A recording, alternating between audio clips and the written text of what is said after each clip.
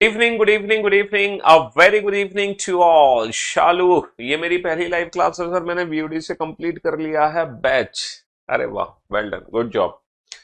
Sachin Kumar Modi, Rimjhim Kumari, Jitesh, Shalu, Pawan, Nidhi, Satya, Gaurav, Shyam, Parul, Mayank, Deepti, Alok, Aradhana, Nidhi, Shikha, Varsha, Mayank, Deepti, Divyanshu, Preeti, Mayank, Madhu, Gaurav, Gagan. A very good evening to all. Good evening good evening good evening a very good evening to all. क्या हाल है भाई आप लोगों के? बढ़िया, फर्स्ट क्लास, शानदार, जानदार, एकदम झकास। हाँ जी। गर्मियां आ चुकी हैं और अभी तो बेटा अप्रैल मंथ स्टार्ट हुआ है, 7 तारीख आज है। और टेम्परेचर पता है दिल्ली का, कल कल का टेम्परेचर मैं बता रहा हूँ 40 डिग्री सेल्सियस था। और आज भी लगभग उतना ही टेम्परेचर है। तो सारे बच्चे अपनी हेल्थ का ध्यान रखेंगे, है ना। ऐसा नहीं कि धूप से जा रहे हो और एकदम ठंडा पानी पी लो, क्योंकि अगर तुम बीमार हो गए तो बेटा फिर गड़बड़ है ना। दामिनी, निरंजन ठाकुर जी।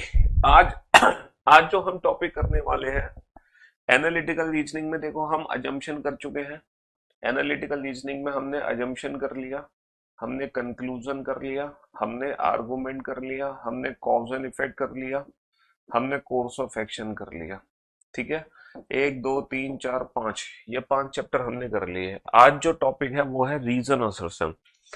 अच्छा, रीजन और असर्शन ये जो टॉपिक है ये कॉज एंड इफेक्ट से थोड़ा सा डिफरेंट है। एक हमने चैप्टर पढ़ा था कॉज एंड इफेक्ट, ये है रीजन और असर्शन, कारण और अभिकथन। ये जो चैप्टर है ना, ये चैप्टर बेटा कंप्लीटली साइंस पर बेस्ड चैप्टर है, या फिर मैं कहूं हमारी जनरल नॉलेज, जीएस। ये जो चैप्टर है ये हमारी जी के जीएस पर बेस्ड है। ये जो टॉपिक है ये हमारी जी के जीएस की नॉलेज पर बेस्ड है। यहाँ पे 2 कथन दिए होंगे, हमें बताना होगा क्या इस कथन का यही उचित कारण है कि नहीं है। परफेक्टली आपको चीजें बेहतर तरीके से तब समझ आएंगी जब आप एग्जैक्टली क्या देखोगे, एग्जाम में आए हुए क्वेश्चंस को देखोगे। तब आपको चीजें और बेहतर तरीके से परफेक्शन के साथ समझ आएंगी कि मैं आपको क्या समझाने की कोशिश कर रहा हूँ, मैं आपको क्या समझाने की कोशिश कर रहा हूँ। समझ रहे हो? जब आप चीजों को बेहतरीन तरीके से देखोगे, है ना, तो असर्शन रीजन,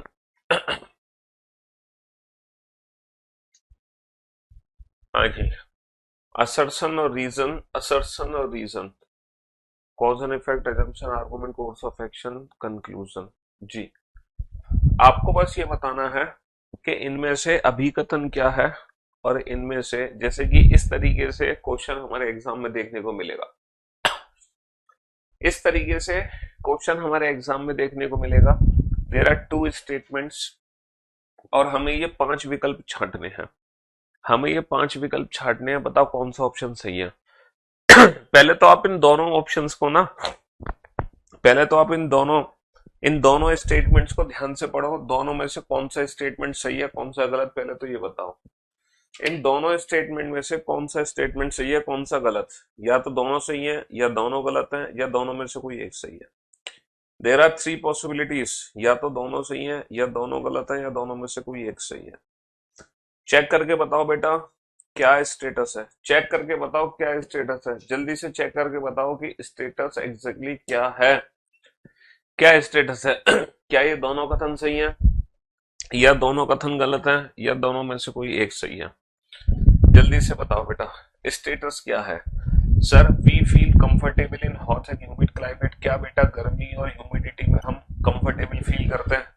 जैसे अभी ना गर्मी एकदम अचानक से बढ़ गई है, तो जब एकदम गर्मी आती है बहुत भयंकर, है ना, उमस पैदा होने लगती है, ह्यूमिडिटी पैदा होती है, तो क्या आप लोग कंफर्ट फील करते हो? आज के जो क्वेश्चंस होंगे वो बहुत ही इंटरेस्टिंग क्वेश्चंस होंगे, क्योंकि ये क्वेश्चन हमारी जनरल नॉलेज पर बेस्ड है। यहाँ इस टॉपिक में रीजनिंग का कोई लेना देना नहीं है। बस रीजनिंग में तो मैं आपको ऑप्शंस को चूज करना सिखाऊंगा, हालांकि ये चैप्टर रीजनिंग का है ही नहीं। ये चैप्टर बेटा जी के जी साइंस का चैप्टर है, और ये क्वेश्चंस बेटा हमारे जनरल नॉलेज वाले पार्ट में भी पूछ लिए जाते हैं, है ना। हाँ जी। तो बताओ क्या हम गर्मी में कंफर्टेबल फील करते हैं? नहीं सर, गर्मी में और उमस में कहाँ कंफर्टेबल फील करते हैं।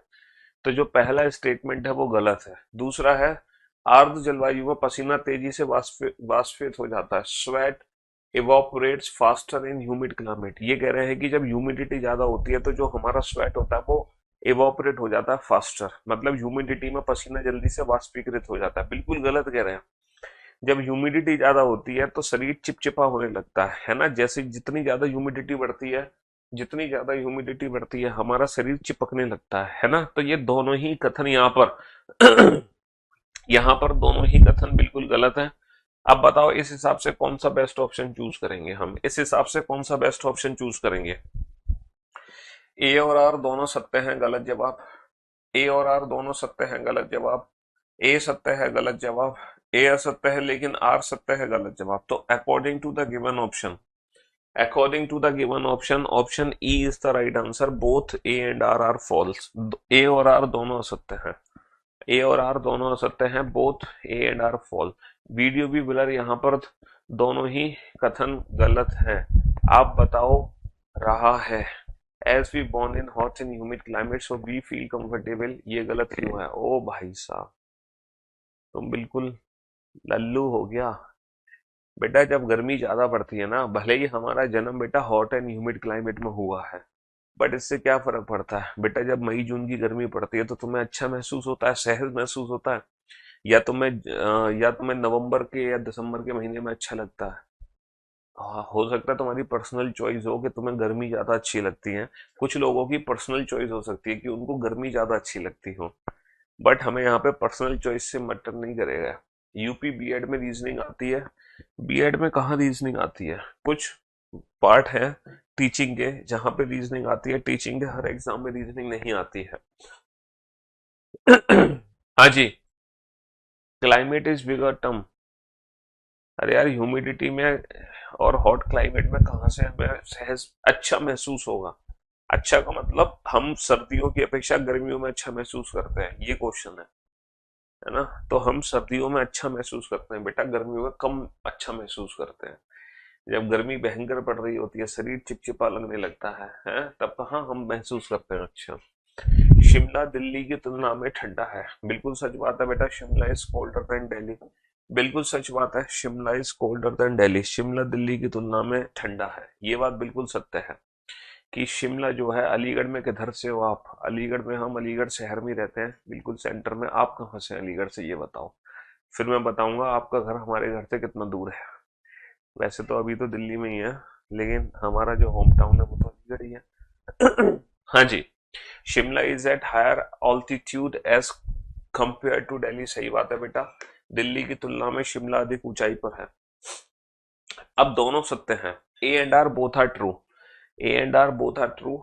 ए और आर दोनों सत्य हैं, ए और आर दोनों सत्य हैं। ये तीन ऑप्शन एलिमिनेट हो गए। अब इन दोनों ऑप्शन में से कौन सा ऑप्शन चूज करूं मैं। ए और आर, ए और आर दोनों ट्रू है ना। ए और आर दोनों ट्रू है, ए और आर दोनों ट्रू है। लेकिन है मसूदाबाद तो काफी दूर है हमारे घर से। हम तो आगरा रोड के नजदीक रहते हैं, या जीटी रोड के नजदीक मान लो। हाँ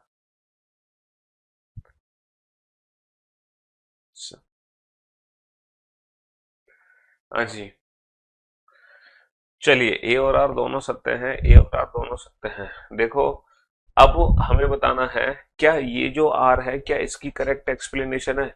क्या शिमला दिल्ली की तुलना में इसीलिए ठंडा है क्योंकि शिमला अधिक ऊंचाई पर है।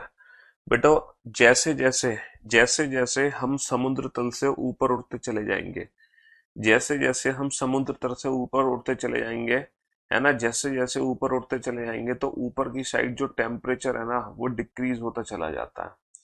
टेम्परेचर डिक्रीज होता चला जाता है। वो रीजन उसके पीछे बहुत सिंपल सा रीजन है कि जो हमारा सन है, सन जो लाइट देता है अर्थ पे, वो रिफ्लेक्ट होके जाती है। तो जो गर्मी है बेटा वो अर्थ सरफेस पे सबसे ज्यादा होती है। और फिर जैसे जैसे हम ऊपर जाते हैं हमारा टेम्परेचर कम होने लगता है। तो जो समुद्र तल से जितना ऊपर बसा हुआ शहर है उसमें उतनी ही ज्यादा ठंड होगी, गर्मी कम होगी। यानी कि ये करेक्ट एक्सप्लेनेशन है ना। ये करेक्ट एक्सप्लेनेशन है ऑप्शन ए, मतलब पहले कथन की। इसका मतलब ए और आर दोनों सत्य हैं और आर ए की सही व्याख्यान है। ए और आर दोनों सत्य हैं और आर ए की सही व्याख्यान है, बिल्कुल सही जवाब।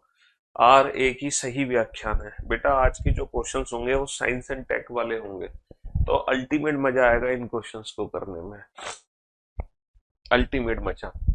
घरेलू गैस सिलेंडर में रिसाव का पता लगाया जा सकता है। आपको पता है ना, जैसे ही सिलेंडर में गैस लीक होती है घर में, हम तुरंत उसको स्मेल कर लेते हैं, है ना। अगर गैस लीक हो रही हो तो उसकी स्मेल दूर से आ जाती है, सही बात है ना, बिल्कुल। तो घरेलू गैस सिलेंडर में रिसाव का पता लगाया जा सकता है, बिल्कुल सही बात है। जैसे ही एलपीजी हमारी लीक होती है हमें तुरंत पता चल जाती है। LPG has a strong smell, तो इसका मतलब तो ये हुआ एलपीजी की स्ट्रॉन्ग स्मेल है। इसका मतलब तो ये हुआ एलपीजी की स्ट्रॉन्ग स्मेल है। गलत जवाब। एलपीजी की कोई स्मेल ही नहीं होती, एलपीजी तो स्मेल लेस है। Exactly LPG has no smell. Exactly जो घर में जो गैस सिलेंडर होते हैं ना एलपीजी, उसमें पता है एक अलग से हम मिलाते हैं इथाइल मरकैप्टन। उसमें एक रासायनिक तत्व मिलाया जाता है इथाइल मरकैप्टन, और उस इथाइल मरकैप्टन की वजह से उस इथाइल मरकैप्टन की वजह से बेटा क्या होता है, वो गैस रिसाव का पता चलता है हमें। और ये है मॉलिक्यूलर फॉर्मूला इथाइल मरकैप्टन का। ये आप जो देख रहे हो ये जो आप देख रहे हो वाइट वाइट, ये क्या है, वाइट वाइट, वाइट वाइट तो हाइड्रोजन है। क्यों भाई, वाइट वाइट क्या है, ये हाइड्रोजन हो गए, है ना, ये हाइड्रोजन मॉलिक्यूल हो गए। और ये क्या है, ये हमारा काला कार्बन है, काला कार्बन है। पीला क्या है, पीला शायद फॉस्फोरस है या सल्फर है, फॉस्फोरस है, सल्फर, सल्फर है या फॉस्फोरस, क्या है ये। क्यों भाई, तो साइल इथाइल मरकैप्टन का फॉर्मूला होता है CH2 CH3 CH3 CH2 CH2 SH होता है SH। देखना जरा क्या मैंने सही फॉर्मूला लिखा है इथाइल मरकैप्टन का। तो एलपीजी में हम इथाइल मरकैप्टन ऐड करते हैं जिसकी स्मेल हमें आती है। तो बेसिकली एलपीजी की कोई स्मेल नहीं होती, एलपीजी की, है ना, इथाइल मरकैप्टन, एलपीजी की, है ना, एलपीजी की कोई स्मेल नहीं होती। बेसिकली ये जो फॉर्मूला बन गया, ये क्या बन गया, C2, 3 और 2 5 और 6, C2H6 और S, है ना, C2H6 और S, ये होता है इथाइल मरकैप्टन। और इसी इथाइल मरकैप्टन की वजह से, है ना, एलपीजी में एक स्ट्रॉन्ग स्मेल आती है। जैसी वो लीक होती है तब हमें दूर से उसकी स्मेल आने लगती है। तो आज की क्लास रीजनिंग की क्लास नहीं है, आज की क्लास साइंस टेक की क्लास है। आज हमें फिजिक्स के बारे में पता चलेगा, chemistry, biology, history, geography, polity. तो मैं आज आपको जीएस पढ़ा रहा हूँ रीजनिंग की बजाय, है ना। हाँ जी पहली बार लाइव आया हूँ, रिकॉर्डेड क्लास डेली देखता हूँ, गुड। तो इसका कौन सा ऑप्शन करेक्ट होगा बेटा, इसका कौन सा ऑप्शन चूज करना पड़ेगा हमें, कौन सा विकल्प हम चयन करेंगे बेटा। A, both A and R are true, दोनों तो सत्य नहीं है। A is true but R is false, A is true but R is false, A is true but R is false, A is true but R is false. जो दूसरा कथन है वो बिल्कुल गलत है, दूसरा कथन जो है बिल्कुल गलत है। चलिए साहब, नेक्स्ट। भारत महंगाई की समस्या से जूझ रहा है, सही बात है भैया, भारत में बहुत महंगाई है, भारत में बहुत महंगाई है, भारत महंगाई की समस्या से जूझ रहा है। We we have failed to check the growth of black money, हम काले धन की वृद्धि की जांच करने में विफल रहे हैं। ये दोनों ही बातें बिल्कुल सत्य है कि हमें काले धन के बारे में पता नहीं चल पा रहा और भारत में महंगाई बढ़ती जा रही है। तो काले धन की वृद्धि की जांच में विफल है, this is the one of the most reason महंगाई का। तो इसीलिए both A and R are true and R is the correct explanation of A, and R is the correct explanation of A, R is the correct explanation of A। चलिए साहब, डॉक्टरों द्वारा टूटी हुई हड्डियों को सही करने के लिए प्लास्टर ऑफ पेरिस का उपयोग किया जाता है। बेटा डॉक्टर जिससे हड्डी जोड़ते हैं, ये कह रहे हैं जिससे डॉक्टर हड्डी जोड़ते हैं वो है plaster of Paris, POP. Doctor जिससे हड्डी जोड़ता है that is POP, plaster of Paris, that is POP, plaster of Paris. ये वही पीओपी है जो घरों में यूज होती है बेटा, ये वही पीओपी है जो घरों में इस्तेमाल करते हैं। देखो ये वही पीओपी है, प्लास्टर, है ना, जब हाथ टूट जाता है हमारा, जब हाथ टूट जाता है तो डॉक्टर प्लास्टर लगाता है, और ये वही प्लास्टर है जो हमारे घरों में यूज होता है। जी हाँ, ये वही प्लास्टर है जो हमारे घरों में यूज होता है। जी बिल्कुल, ये दोनों प्लास्टर बेटा एक जैसे ही हैं। ये दोनों ही प्लास्टर, ये दोनों ही एक जैसे हैं। ये दोनों ही एक जैसे हैं। जब हमारे हाथ की हड्डी टूटती है तो डॉक्टर जो प्लास्टर लगाता है वो यही पीओपी है, प्लास्टर ऑफ पेरिस, जो हमारे घर की दीवारों की डिजाइन बनाने में काम आती है। हाँ जी। तो ऑप्शन ए बिल्कुल सही है, plaster of Paris use by doctors for setting fractured bone.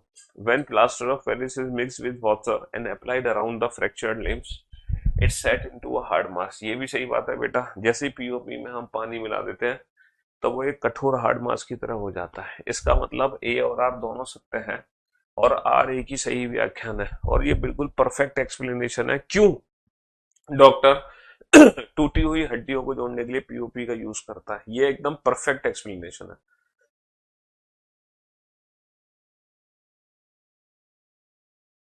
एकदम परफेक्ट एक्सप्लेनेशन है, एकदम परफेक्ट एक्सप्लेनेशन।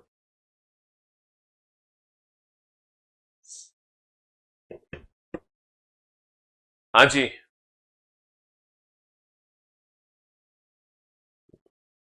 चलिए, प्लास्टर ऑफ पेरिस इसलिए कहते हैं, इसका जन्म पेरिस में हुआ था। अरे भाई, ये मुझे नहीं पता कि प्लास्टर ऑफ पेरिस पेरिस क्यों कहते हैं। हम सर्दियों में सफेद कपड़े पहनना पसंद करते हैं क्या भैया? सर्दियों में सफेद कपड़े पहने जाते हैं क्या? सर्दियों में सफेद कपड़े पहने जाते हैं? गलत जवाब बेटा, सर्दियों में ना डार्क कपड़े पहने जाते हैं, डार्क। क्योंकि जो डार्क क्लॉथ होता है वो एनर्जी को एब्जॉर्ब करता है, जो लाइट क्लॉथ होता है, जो हल्के रंग का कपड़ा होता है, वो रिफ्लेक्ट करता है एनर्जी को। तो गर्मियों में बेटा लाइट कपड़े पहने जाते हैं, सर्दियों में डार्क पहने जाते हैं। सर्दियों में डार्क। तो हम सर्दियों में सफेद कपड़े पहनते हैं, ये गलत है। सर्दियों में डार्क पहनते।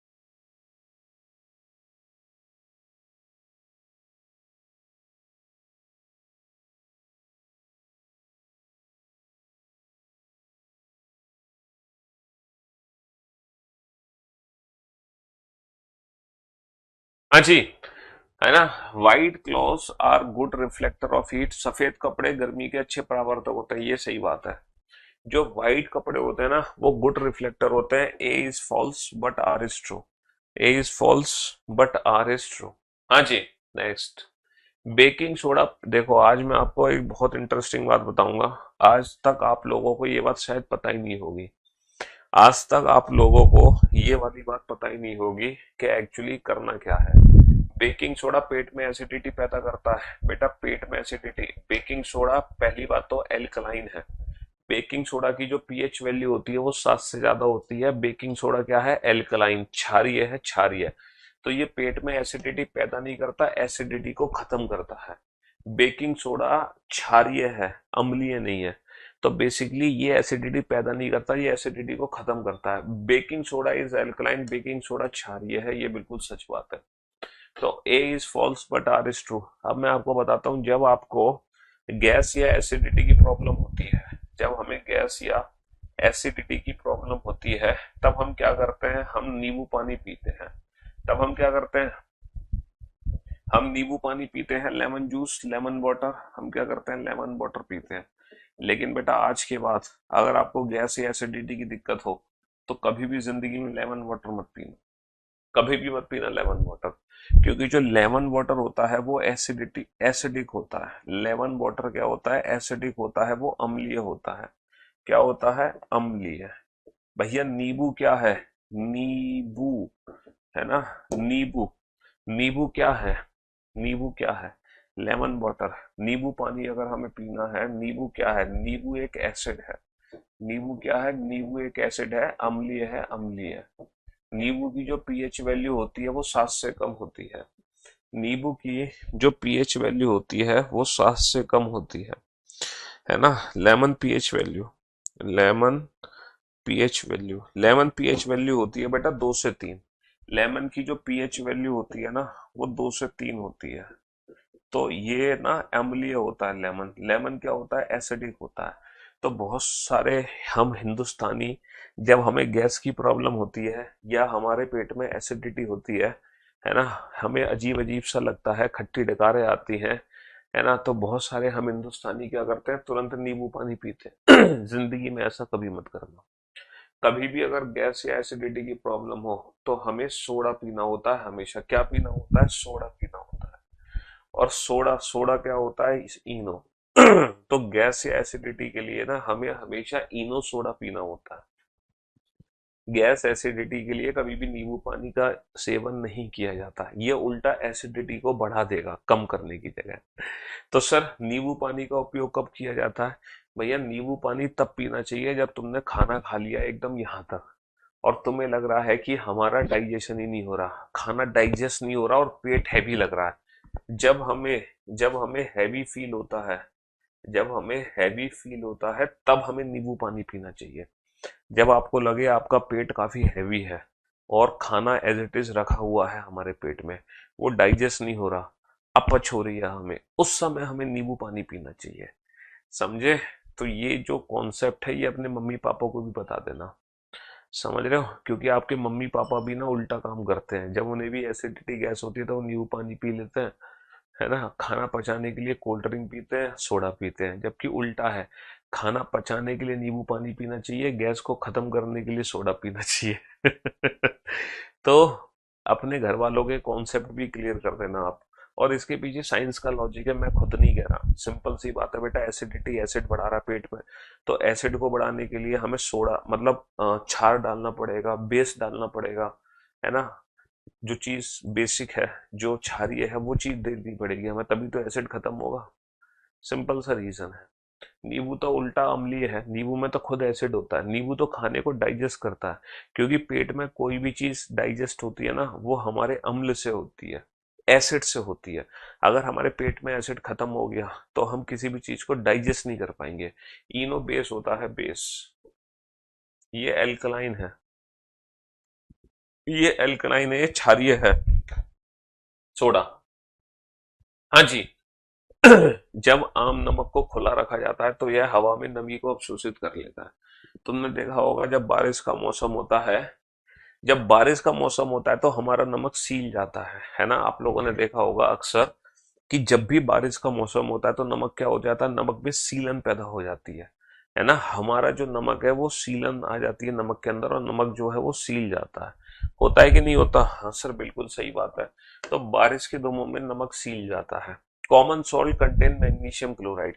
क्या कॉमन सॉल्ट में मैग्नीशियम? तुमने पढ़ा होगा कि सर जो आम नमक है वो तो सर NaCl होता है, सोडियम क्लोराइड। तुमने देखा होगा कि आम नमक सोडियम क्लोराइड है, उसमें मैग्नीशियम क्लोराइड कहाँ से आ गया? जबकि ये सच बात है कि जो कॉमन सॉल्ट होता है उसमें कुछ इम्प्योरिटीज होती है। उस इम्प्योरिटीज में से एक इम्प्योरिटी है मैग्नीशियम क्लोराइड की। तो हम प्योर NaCl नहीं खाते हैं, उसमें आम नमक में काफी सारी इम्प्योरिटीज मिक्स होती हैं, जिसमें से एक इम्प्योरिटी है मैग्नीशियम क्लोराइड। और यही कारण है कि नमक में सीलन आती है। नमक में सीलन क्यों आती है? क्योंकि मैग्नीशियम क्लोराइड ही है जो पानी के संपर्क में आके सीलन पैदा करता है और इससे रिएक्शन देता है। तो मैग्नीशियम ही बेटा उससे क्या होता है? रिएक्शन करता है। तो मैग्नीशियम क्लोराइड की ही वजह से नमक में सीलन आती है ना। हाँ जी, नमक में सीलन दिया जाती है। इसलिए होटल्स में एंड में लेमन दिया जाता है। क्या सारे में वो हाथ ही धोने के लिए होते हैं और पीने के लिए भी अगर चाहे तो? ना ना ना ना, वो जो लेमन देते हैं वो पीने के लिए नहीं देते हैं, वो हाथ धोने के लिए देते हैं। गर्म पानी और जो लेमन देते हैं वो हाथ धोने के लिए देते हैं। उसका रीजन ये है कि जब हम खाना खाते हैं तो हमारे हाथों में चिकनाई आ जाती है, घी लग जाता है, ऑयल लग जाता है, और उस ऑयल को हटाने के लिए लेमन और वार्म वाटर, गर्म पानी का इस्तेमाल किया जाता है चिकनाई को हटाने के लिए। इसलिए वो गर्म पानी और लेमन दिया जाता है, वो पीने के लिए नहीं होता बेटा, वो हाथ धोने के लिए ही होता है ना। हाँ जी। सेंट मैन आर सिनर, इसमें सिनर की वैल्यू 50 है। सेंट्स आर मैन, सेंट्स की वैल्यू 100 है, मैन की वैल्यू, पहले वाले में मैन की वैल्यू 100 है, दूसरे में 50। पहले वाले में सिनर 50, दूसरे में सेंट जो है वो 100। ठीक है। चलिए नेक्स्ट क्वेश्चन।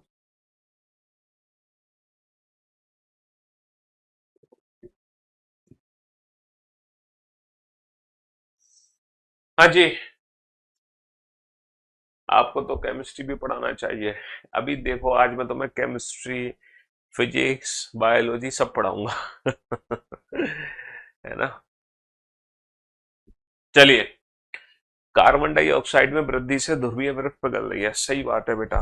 कार्बन डाइऑक्साइड जैसे जैसे बढ़ती जा रही है बेटा, है ना, एनवायरमेंट में जैसे जैसे कार्बन डाइऑक्साइड बढ़ती जा रही है, तो जो हमारी ध्रुवीय बर्फ है वो पिघल रही है ना।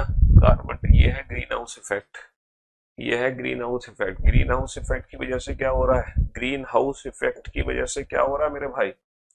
ग्रीन हाउस इफेक्ट की वजह से ग्रीन हाउस इफेक्ट की वजह से क्या हो रहा है? ग्रीन हाउस इफेक्ट की वजह से, ग्रीन हाउस इफेक्ट के कारण, है ना, कार्बन डाइऑक्साइड में वृद्धि हो रही है।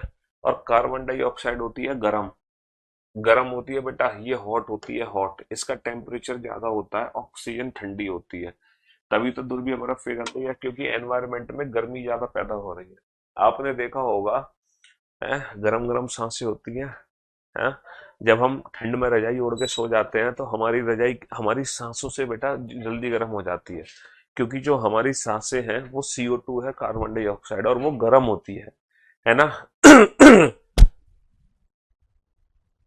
तो जो सांसें हैं वो गर्म होती हैं। Global temperature would rice. हाँ, बिल्कुल सही बात है। ग्लोबल टेम्परेचर बढ़ रहा है, जिसके कारण CO2 बढ़ रही है, जिसके कारण हमारी ध्रुवीय बर्फ पिघल रही है। हाँ जी, डेफिनेटली। जब कोई शरीर पूरी तरह से या आंशिक रूप से तरल में डूबा होता है तो इसके वजन में कमी होती है। बिल्कुल सच बात है कि जब हम किसी बॉडी को, जैसे कोई बॉडी बेटा पानी में पड़ी हुई है, चाहे वो पूरी तरह से डूबी हो चाहे आधी डूबी हो, वो हमें हल्की महसूस होती है कि नहीं होती है हल्की महसूस? हाँ बिल्कुल सच बात है, बिल्कुल हल्की महसूस होती है। वजन में कमी विस्थापित तरल के उच्च घनत्व के कारण है। अरे ये थोड़ी है बेटा, यहाँ पे तो आर्किमिडीज प्रिंसिपल लगता है शायद, है ना। बायोन्सी फोर्स लग रहा है, उत्प्लावन बल लगता है। हम पानी के नीचे कोई चीज अगर डुबोते हैं तो बैक फोर्स लगता है ऊपर की तरफ, जिससे कोई भी वस्तु पानी में आंशिक रूप से या पूरी तरह से अगर डूबी है तो वो हमें हल्की महसूस होती है ना। A is true but R is false. A is true but R is false. A is true but R is false. चलिए साहब, नेक्स्ट क्वेश्चन। भारत में ज्यादा से ज्यादा किसान खेती से जबरन बाहर होते जा रहे हैं।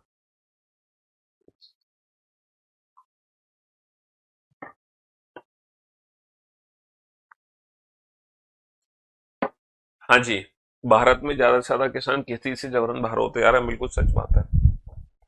उनका भूमि आधार छोटा होता जा रहा है। बिल्कुल सही बात है, और यही करेक्ट एक्सप्लेनेशन है। अगर किसानों को खेती करने के लिए जमीन ही नहीं मिलेगी, सारे जमीन पर हाईवे आ गए, सारे जमीन पे वो आ गए, क्या कहते हैं, फ्लाईओवर, सारी जमीन सरकार ने ले ली, तो किसानों की जो जमीन है वो तो खत्म होते जा रही है।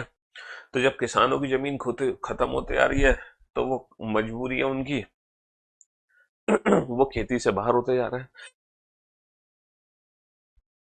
सेफ्टी फ्यूज उच्च गलनांक वाले तत्व का बना होता है। आप लोगों ने सेफ्टी फ्यूज देखा है? कभी आपके घर में पहले कटआउट का यूज होता होगा, तो वहां पे आपने सेफ्टी फ्यूज देखे होंगे, जब आपके मीटर में, घरों के मीटर में ये वाले कटआउट लगते थे। हालांकि ये वाले कटआउट अब तो नहीं लगते, पहले लगा करते थे ये वाले कटआउट, है ना। तब ये जो बीच का वायर है ये जल जाता था तो लाइट चली जाती थी। आजकल फ्यूज का यूज होता है, एमसी का यूज, एमसीबी लगी होती है आपके घरों में, वो गिर जाती है तुरंत। आजकल फ्यूज वायर की जगह भी ना एमसीबी का यूज होता है। तो ये है बेटा सेफ्टी फ्यूज। ये कह रहे हैं कि ये, इसका जो मेल्टिंग पॉइंट है ये हाई है। हाई मेल्टिंग पॉइंट होता है इन सेफ्टी फ्यूज का। क्या इन सेफ्टी फ्यूज का हाई मेल्टिंग पॉइंट होता है? बेटा इन सेफ्टी फ्यूज का हाई मेल्टिंग पॉइंट नहीं होता, इनका लो मेल्टिंग पॉइंट होता है। हल्की सी भी अगर ओवर हीट होती है तो ये ना पिघल जाता है और ब्रेक हो जाता है कनेक्शन। ओवरहीट कब होगी? ओवरहीट ओवरहीट तब होगी जब शॉर्ट सर्किट होगा। तो जैसे ही शॉर्ट सर्किट होगा ओवरहीट होगी, यानी कि करंट का फ्लो ज्यादा होगा। जैसे ही करंट का फ्लो ज्यादा होगा तो थोड़ी सी भी अगर एक्स्ट्रा करंट है तो ये तुरंत पिघल जाएगा।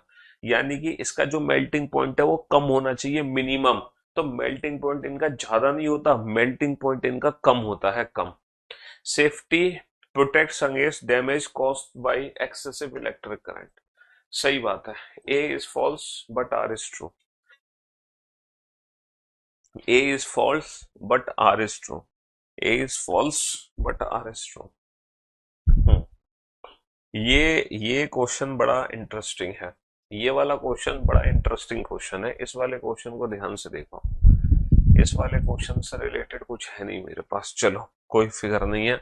लेकिन तुमने देखा होगा है, जब गर्मियां पड़ती हैं, है ना सर जी, आप तो साइंस भी बहुत अच्छे समझाते हैं।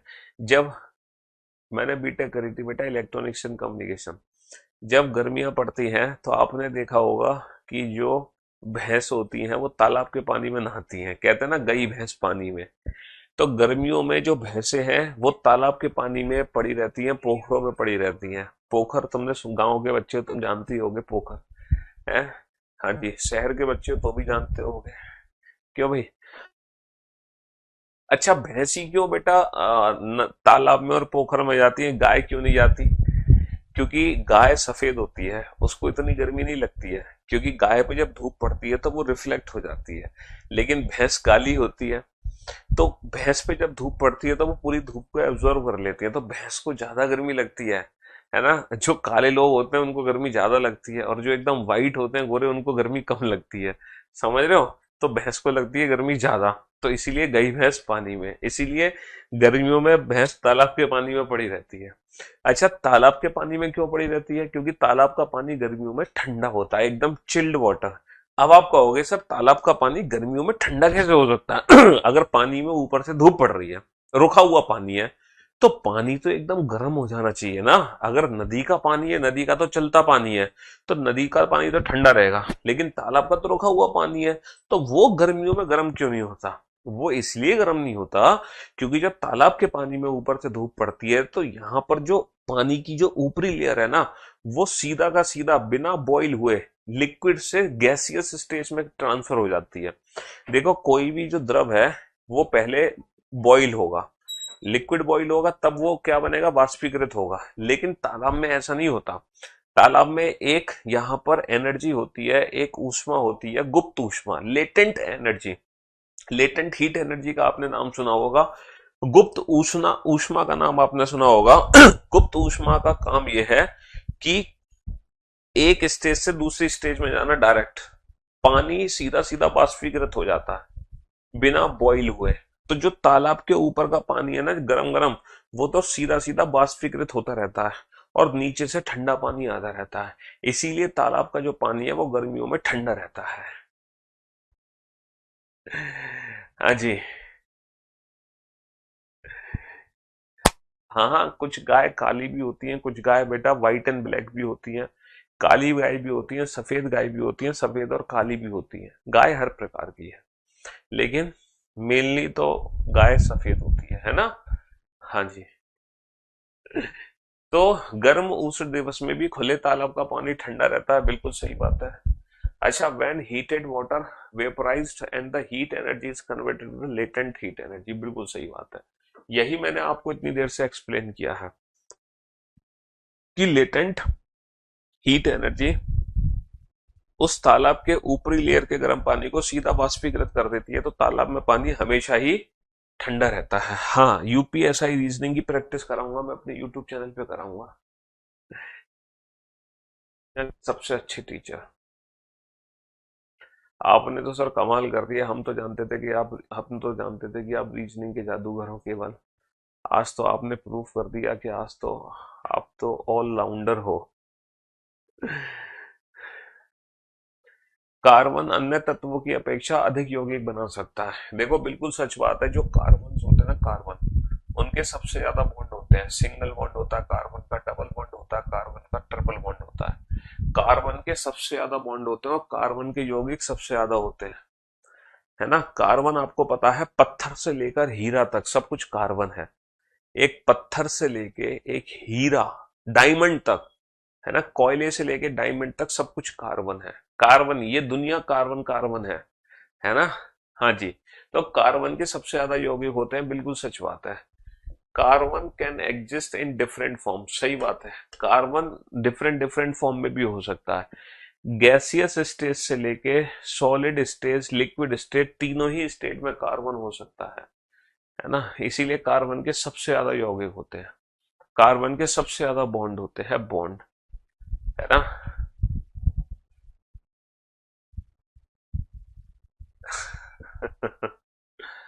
हाँ जी। चमगादड़ रात को उड़ सकते हैं, ये बताओ ये बात सच है कि गलत? चमगादड़ रात को उड़ सकते हैं? तुम लोग बेटा रात में उड़ते हो कि नहीं उड़ते? है ना, तुम लोग रात में उड़ते हो ना, फुर फुर करके। तो चमगादड़ ही तो हो तुम। तो चमगादड़ रात में उड़ते हैं, सही बात है। जैसे तुम लोग उड़ते हो रात में, वैसे चमगादड़ भी उड़ते हैं रात में। हाँ जी। Bats emit ultrasonic waves. चमगादड़ अल्ट्रासोनिक तरंगे निकालते हैं, जिसकी मदद से वो रात में उड़ पाते हैं, है ना। जिसकी मदद से 14 बी होगा सर। 14 बी नहीं होगा बेटा, carbon can exist in different form, this is the reason, this is the one of the most reason, है ना। That's why carbon can form more compound than other elements, क्योंकि carbon के कई सारे वो होते हैं। और आर एक ही सही व्याख्यान है, सही व्याख्यान है। आज आपने प्रूफ कर दिया सर, इंजीनियरिंग वाले स्टूडेंट इंजीनियरिंग छोड़ के सब कुछ कर सकते हैं। इंजीनियरिंग छोड़ के सब कुछ कर सकते हैं। वर्ष बेटा, ये हिस्ट्री का क्वेश्चन है। एक बार इस क्वेश्चन को कंफर्म करना अभिषेक सुमन सर से। 1928 में लाहौर में लाला लाजपत राय ने नेतृत्व में साइमन कमीशन का विरोध आयोजित किया था। क्या 1928 में? है ना, मुझे लगता है ये बात बिल्कुल सच है कि 1928 में लाहौर में लाला लाजपत राय ने, है ना, साइमन कमीशन का विरोध किया था। और साइमन कमीशन का विरोध शायद इसलिए हुआ था क्योंकि उसमें कोई भी भारतीय नहीं था। साइमन कमीशन में एक भी भारतीय सदस्य सम्मिलित नहीं था, सही बात है।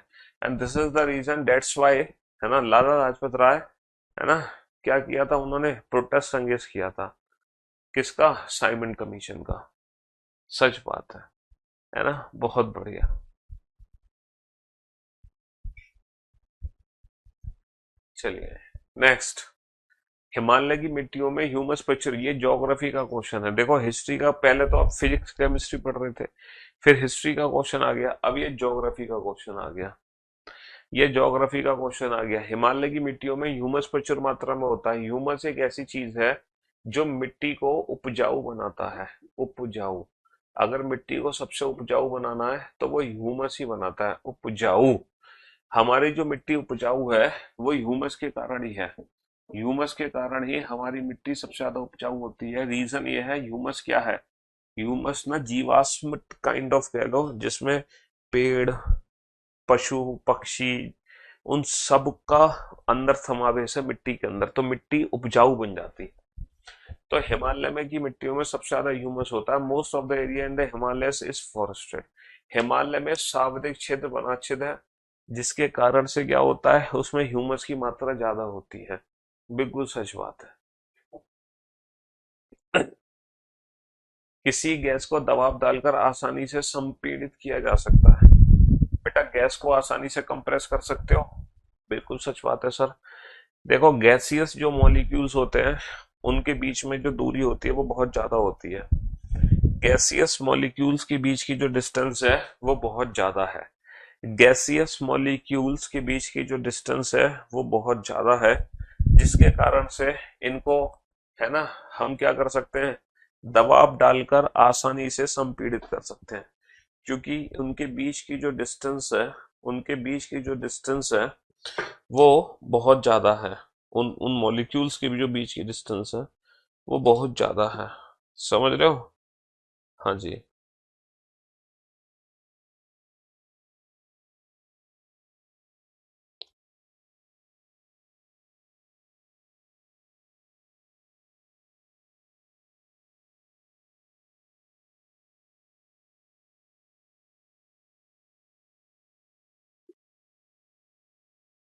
चलिए, चूंकि गैसों के बीच अंतःकरण स्थान बहुत बड़े बड़े होते हैं, इसीलिए उनको आसानी से दबाव डालकर कंप्रेस कर सकते हैं। बिल्कुल सच बात है। अधिक ओहो, ये पर्सनली क्वेश्चन मुझे बहुत शानदार लगता है। ये वाला क्वेश्चन बहुत अल्टीमेट है। इस क्वेश्चन में काफी फिजिक्स यूज होती है। इस क्वेश्चन में काफी फिजिक्स यूज होती है। पढ़ो इस क्वेश्चन को, बड़ा ही इंटरेस्टिंग क्वेश्चन है। हाँ जी। अधिक ऊंचाई की तुलना में समुद्र तल पर भोजन पकाना आसान है। पहले तो ये बताओ, भोजन पकाना कहाँ आसान है? अधिक ऊंचाई पर या समुद्र तल पर? है ना? भोजन कहाँ जल्दी पकता है? पहाड़ों पर मैगी 2 मिनट में बन जाती है, ये बताओ। सर, पहाड़ों पर मैगी 2 मिनट में नहीं बनती है। पहाड़ों पर मैगी 2 मिनट में नहीं बनती है। जैसे जैसे हम ऊंचाई पर जाते जाएंगे, खाना देरी से पकेगा। खाना देरी से पकेगा।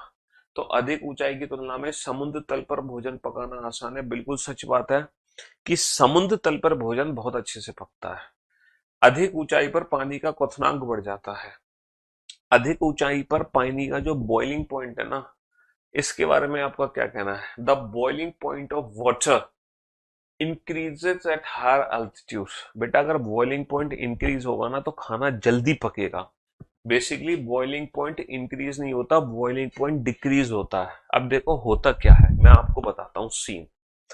जैसे जैसे हाइट बढ़ती है, जैसे जैसे ऊंचाई बढ़ती है, तो ऊंचाई बढ़ने पर जो प्रेशर होता है, जो प्रेशर होता है वो डिक्रीज हो जाता है। और प्रेशर प्रेशर के डिक्रीज होने से बॉइलिंग पॉइंट भी डिक्रीज हो जाता है।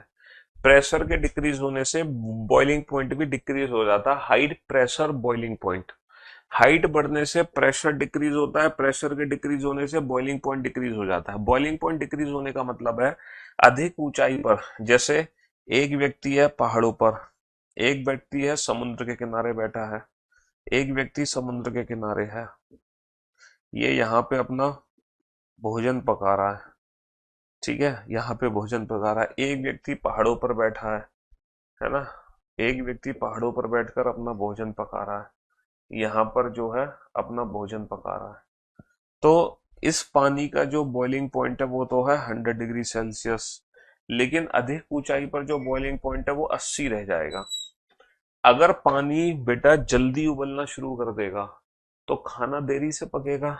और अगर पानी बेटा अगर देर से बॉईल होगा तो खाना, क्योंकि इस पानी का टेम्परेचर है 100, इस पानी का टेम्परेचर है 80, तो बेटा खाना जल्दी कहाँ पकेगा? खाना जल्दी कहाँ पकेगा? जिस पानी का टेम्परेचर ज्यादा होगा। प्रेशर जो कुकर है हमारा हमारा प्रेशर कुकर होता है। हमारा जो प्रेशर कुकर है उसमें क्या होता है, खाना जल्दी क्यों पकता है? प्रेशर कुकर बेटा प्रेशर को इंक्रीज करता है। प्रेशर के इंक्रीज होने से बॉइलिंग पॉइंट इंक्रीज हो जाता है। तो प्रेशर कुकर के अंदर जो पानी होता है वो 100 डिग्री सेल्सियस पे नहीं उबलता। प्रेशर कुकर के अंदर जो पानी होता है वो लगभग मान लो 110 डिग्री सेल्सियस पे बॉईल होता है। तो प्रेशर कुकर के अंदर अगर 110 डिग्री सेल्सियस पे कोई चीज बॉईल हो रही है तो वो जल्दी उबलेगी। भाई सीधी सी बात है, कोई चीज 80 डिग्री सेल्सियस पे बॉईल हो रही है, कोई 100 पे, कोई 110 पे, तो पकेगी। आलू सबसे जल्दी कहाँ पकेंगे? जब उसको 80 पे गर्म करोगे, 100 पे गर्म करोगे या 110? सर ऑब्वियस सी बात है 110, है ना? तो कितना खतरनाक लॉजिक है। हाइट बढ़ने से प्रेशर कम होता है, ऊपर पहाड़ों पे प्रेशर कम होता है, प्रेशर कम होने से बॉइलिंग पॉइंट कम हो जाता है, जिसके कारण खाना देरी से पकता है। जिसके कारण खाना देरी से पकता है। मैं उम्मीद करता हूं ये जो मेरे को थोड़ी बहुत नॉलेज थी फिजिक्स की, ये आपको समझ आई होगी।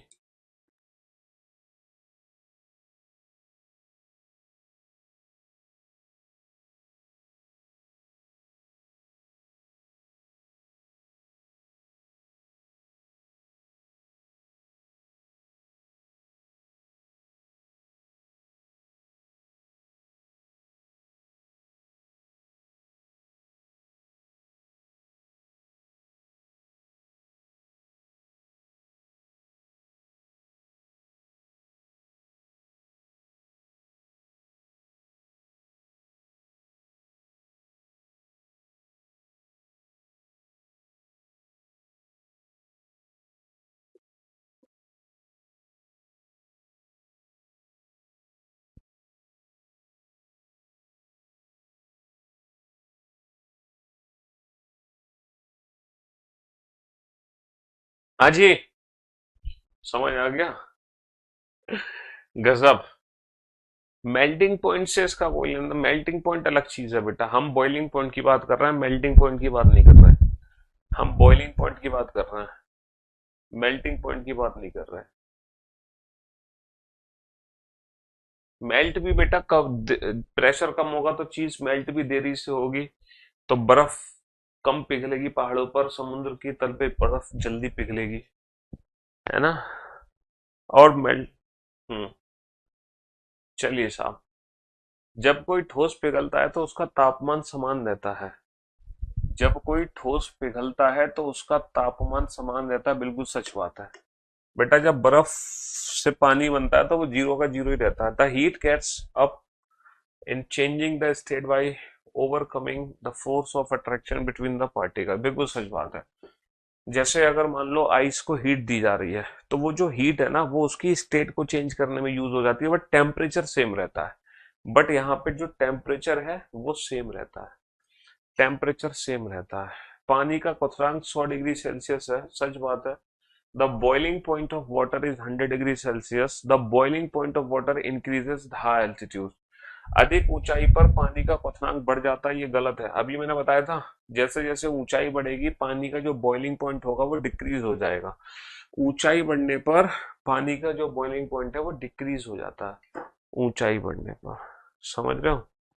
किसी ठोस का सीधे गैस में परिवर्तन ऊर्ध्वपातन कहलाता है। The conversion of solid directly into gas is known as sublimation. है ना, सॉलिड से डायरेक्टली सॉलिड को डायरेक्ट गैस में कन्वर्ट कर देना क्या कहलाता? सब्लिमेशन कहलाता है ना। Naphthalene doesn't leave residue when kept open for some time. कुछ देर तक खुला रखने पर नेफ्थलीन अवशेष नहीं छोड़ता, क्योंकि नेफ्थलीन का सब्लिमेशन हो जाता है सीधा सीधा। नेफ्थलीन का सब्लिमेशन हो जाता है सीधा सीधा।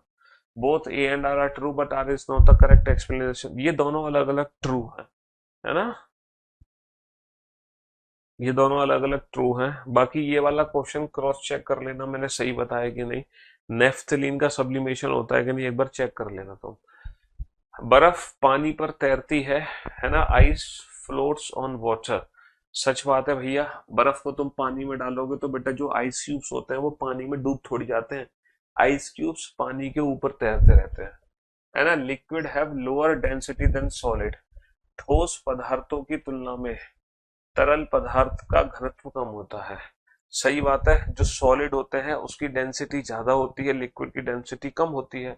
Liquid have lower density than solids. Liquid have lower density, है ना। Liquid and solid density.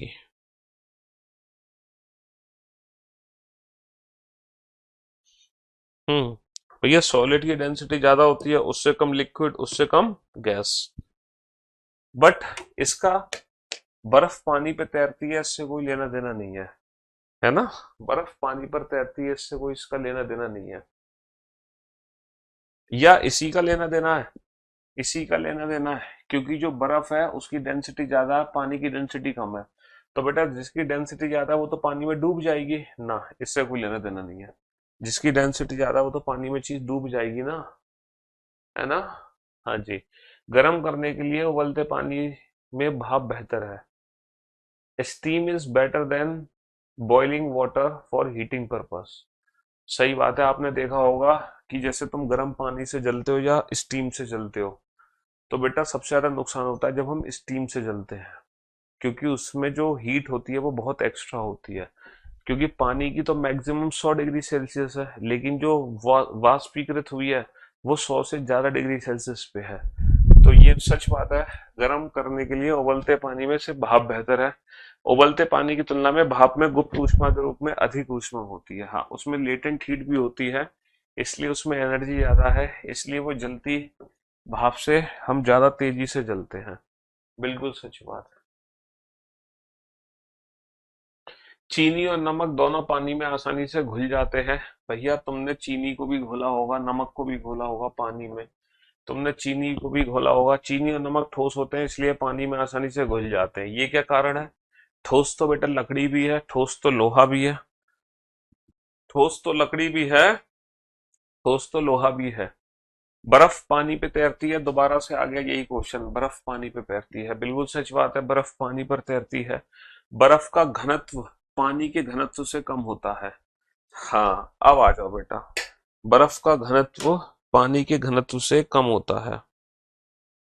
बर्फ का घनत्व पानी के घनत्व से कम होता है।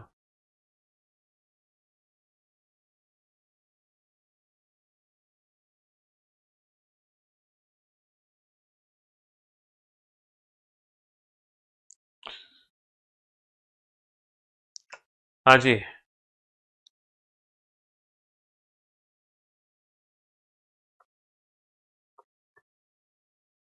जो आइस है ना, उसकी जो डेंसिटी है बेटा वो 1 ग्राम पर ml से कम होती है।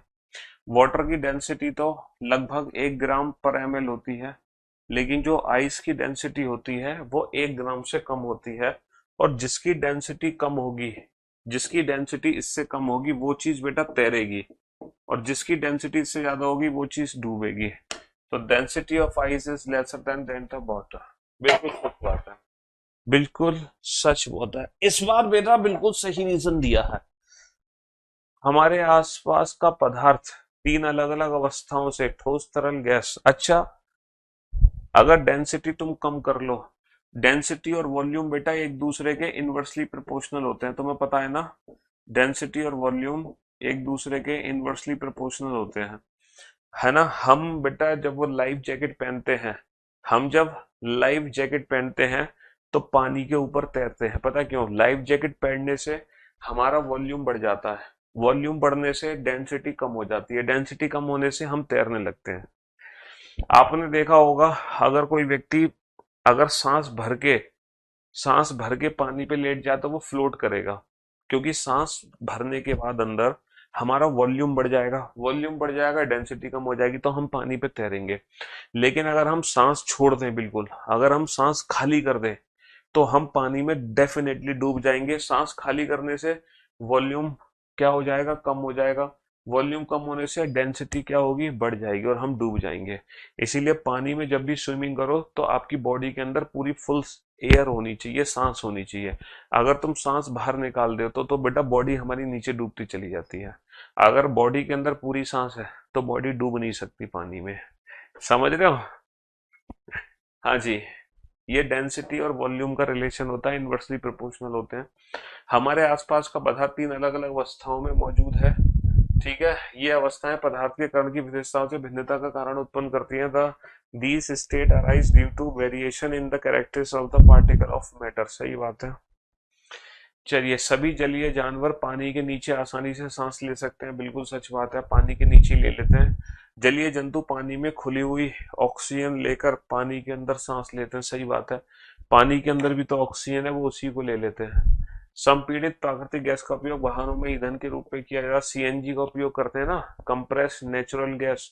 CNG is a highly compress natural gas which can compress into A small cylinder and transport easily. सही बात है ना। ठोस कार्बन डाइऑक्साइड को सूखी बर्फ के रूप में जाना जाता है। आपने ड्राई आइस का नाम सुना होगा, ड्राई आइस। ठीक है, आपने ड्राई आइस का नाम सुना होगा। ठीक है, ये होती है हमारी ड्राई आइस।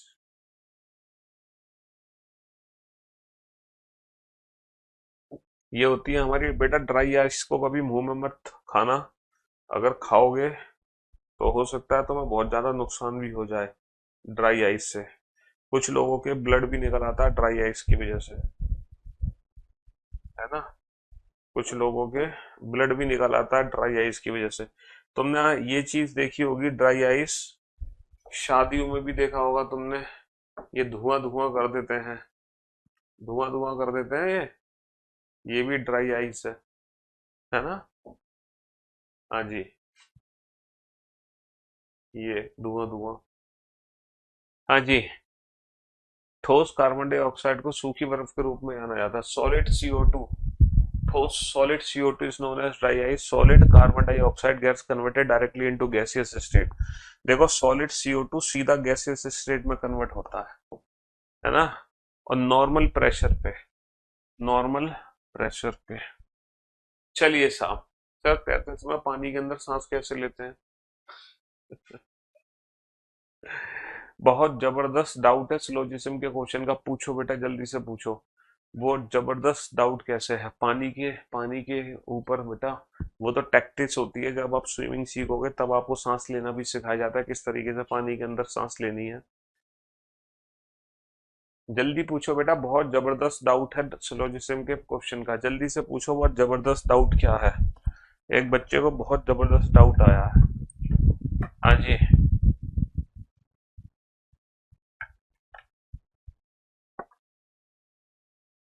जल्दी से पूछो, वो जबरदस्त डाउट क्या है सिलोजिज्म के क्वेश्चन का। हाँ जी, कम ऑन।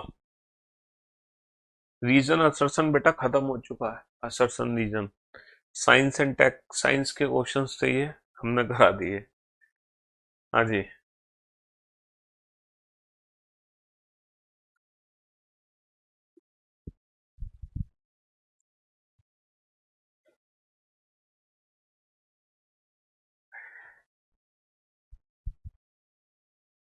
जीएस स्पेशल में साइंस का क्लास नहीं हो रहा है।